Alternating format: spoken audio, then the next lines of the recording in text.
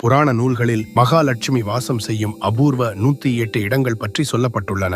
நாம் இவற்றை தொடர்ந்து வைத்திருப்பதாலோ அன்றாடம் நம் வாழ்வில் பயன்படுத்துவதாலோ தொடுவதலோ அதிர்ஷ்டத்துக்குரிய தேவதைகள் சக்திகள் நம்மை ஈர்க்கும் என்பது நம்பிக்கை. அந்த 108 இடங்கள் பற்றி தெரிந்து கொள்வோம். வெற்றிலை மேற்புறம், விபூதி, வில்வம், மஞ்சள், அட்சதை, பூரண கும்பம், தாமரை, தாமரைமணி, ஜெபமாலை, வலம்புரிச்சங்கு, மாவிலை, தர்ப்பை, குலைவாழை, துளசி, தாழம்பூ, ருத்ராட்சம், சந்தனம், தேவதாரு, அகில், பஞ்ச பாத்திரம், கொப்பரைக்காய், பாக்கு, பச்சை கற்பூரம், கலசம், சிறுக்சுருவம், கமண்டல நீர், நிறைகுடம், காய்ச்சிய பால், காராம்பசு நெய், குங்கிலிய புகை, கஸ்தூரி, புனுகு, பூநூல், சாலக்கிராமம், பாணலிங்கம், பஞ்சகவ்யம், திருமாங்கல்யம், கிரீடம், பூலாங்கிழங்கு, ஆலவிழுது, தேங்காய்கண், தென்னம்பாளை, சங்கு புஷ்பம், இலந்தை, நெல்லி, ஏள், கடுக்காய், கொம்பரக்கு, பவளமல்லி, மாதுளை, திருநீற்றுப்பச்சிலை,